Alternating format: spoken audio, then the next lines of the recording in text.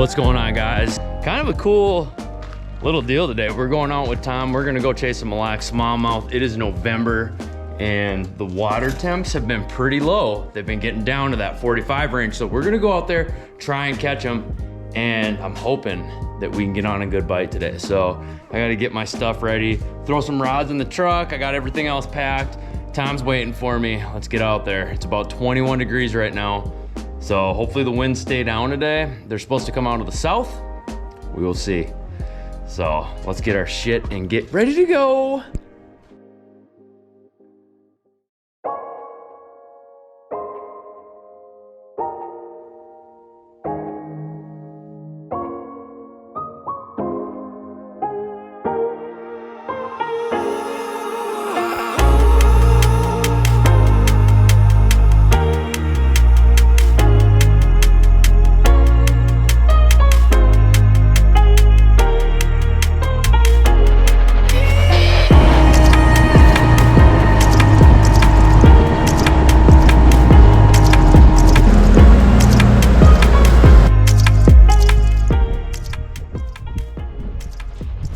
What's going on, guys? Sorry about the audio in this video. It ended up not being very great. So I ended up coming back home, rewatching it, and kind of remembering some key things that I didn't really get to tell you guys.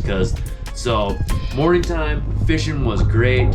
As the day progressed, the weather just got nastier. The wind got pretty bad, and it probably really wasn't that cold. Like, the temperature during the day wasn't that bad. I want to say it was upper 30s, but the wind got so bad to where my hands and feet were done for, and we ended up calling it quits before the weather really slicked off. And I really wish we would have been able to stay out there. It just wasn't an option for me. My hands and feet and everything just had it for the day. That's the minus to fishing in the cold. But to get into it, we were fishing, wintering spots, so 20 to 24 feet. If you guys watch in the video, Tom talks about being in this area a couple days prior and catching them and they were still skinny. That tells me that these fish were still pulling up to the area at the time. They were pretty big. Like, the fish that we caught, they were pretty plump on the bottom. That tells me that they had been there for a minute and they had been just feeding and feeding and feeding.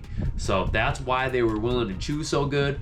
I bet that they had been in that area for a little while. Now, if you guys watch, we were in Tom's boat. We weren't in my boat, so we weren't using live scope. Even if I was to have live scope on the boat, I probably wouldn't have been like looking at a single fish and throwing at them. I kind of just use that on my boat just to kind of peek around, and maybe I'll see a couple fish swimming around, but for the most part, these fish are tucked so close to bottom that you can't see them. So I don't really use forward-facing sonar in this situation. Sometimes I'll even turn it off. I just know the types of areas that I want to be in. And the other thing is I'm uber confident that they're going to be there. That's a big thing too. I've fished these areas before in the past, and they seem to go in these areas time and time again, year after year. So that's the nice part about finding spots like this in the fall time, especially out on the Lacs. These fish will use these same spots over and over and over again, and when they do, they congregate pretty thick. I mean, I want to say 1 out of 3 casts forecast for a while, from like 8 to 11 o'clock, where I was catching one. So me and Tom got some pretty good numbers in the first 4 or 5 hours of the day. The fishing was really good, and then when we started to move on throughout the day, the wind got a lot worse. We were forced into some areas that we hadn't been to before to go try and fish, and being that we didn't know those areas very good, we were pretty unsuccessful. I think we got a few bites, but it was nothing crazy. Now, if you guys watch, what baits did I have with me? I had a football jig, a Ned rig, a swim bait, and a blade bait.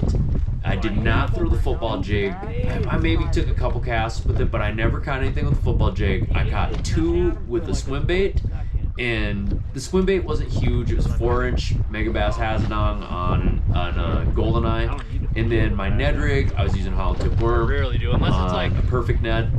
And one thing to note about the Ned versus the blade bait on this specific day. So they just weren't eating that blade bait very good. They never usually do.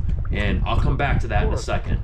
The Ned rig, they were just smashing it. They were eating it so good. And I think that part of it was a little bit to do with the way I fish it and a lot to do with what they were feeding on. I think they were feeding on crawdad. In years past, I've seen them burp up crawdad out of these kind of areas, and it just led me He had it for a second, dude. I didn't even know he was on. Watching the video, I'm constantly moving it, and some people, I move it quite a bit. That has everything to do with how many bites I get on this thing. I think that the fish track it, and they're willing to follow it because I'm not moving it very far. So if you watch, he had it for a second, really dude. I was like, went to move it, and I'm like, why did this sometimes if the fish are more aggressive, you'll see me get deeper movements up and down. Is like halfway out his ass by now, or his head is halfway out his ass by now. Another thing it does, it makes it to where your hook sets are super easy. Instead of the fish eating it when the bait is not moving at all, when the bait's not moving at all, when you set the hook, it's almost like a knee-jerk reaction, especially if you feel it or you see it with the line. For some people, it's a knee-jerk reaction. It's almost like snap set that bait, and that is gonna most likely give you like the highest odds to dump that fish because it's not gonna get a good hook set.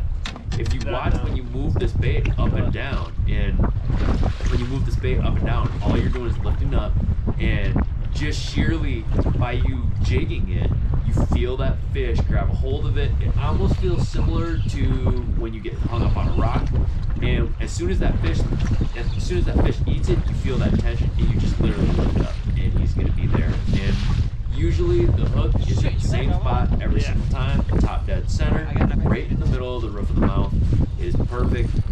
That's what I really like about that net, and being that it's got an extra sticky sharp hook in it, it lasts super long, and the quality of that hook makes it to where you're not breaking off. You can trust it to stick, not having to snap the hook into its mouth. So that's what I really like about the nice blade bait. Perfect One thing that I really timing. don't like about the blade bait is the way the fish eat it. You know, when it seems like when I catch fish, catch fish on a blade bait, Good. How many it's have you caught on rare that? that they choke the whole thing down.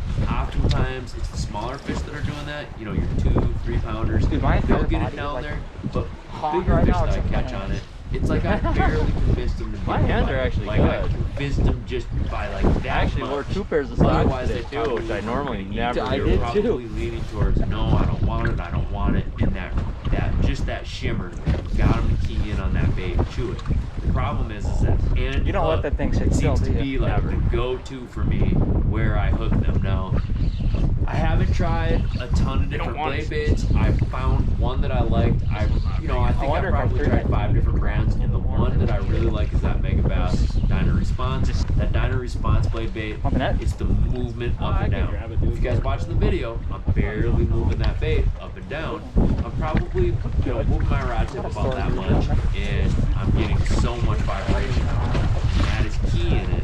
You know, I'm sure that some guys catch it by ripping it or like moving it a little bit faster, down in the trying to record. really get the trigger strike. And in my mind, the water's just too cold at this point to move your bait that erratic. I think that the fish, that's a big turnoff to the fish. They want it barely moving, and that shimmering or the vibration of that blade bait is just enough to get them to change their minds. So, you know, one thing is for certain, that blade bait is kind of my arch enemy. I've dumped so many big fish with that thing, but it does get bit, and that is, to me, the key to fishing that blade bait. Just barely moving it up and down and letting it fall. So as the day goes on, the bite got a little bit tougher. I got a few to go on that blade bait. We tried a bunch of different things. Tom started catching them with the tube, and things were starting to look up. You know, if the water temp got colder, I want to say it was around 41, 42 degrees when we were out there last, and I'm hoping that the next time we go out, it's going to be pretty good.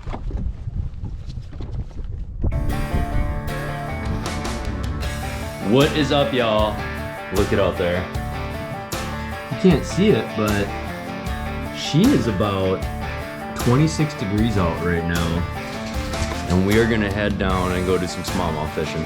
Not doing any largemouth fishing today. We're gonna go and try for some brown ones. It sounds like the water temps are pretty high still, like in the 50s on the pond. So I am gonna check back in with that place in like probably a week. The thing is about that place is it's really big. So, bye honey, I love you. The thing about that place is it's really big and it takes a long time for that water temp to get down there. So with that being said, we're gonna go try something else for a little bit. We're headed over to the river. I'm not gonna say which one, it could be any of them, but we're gonna go hit it up and see if we can find them.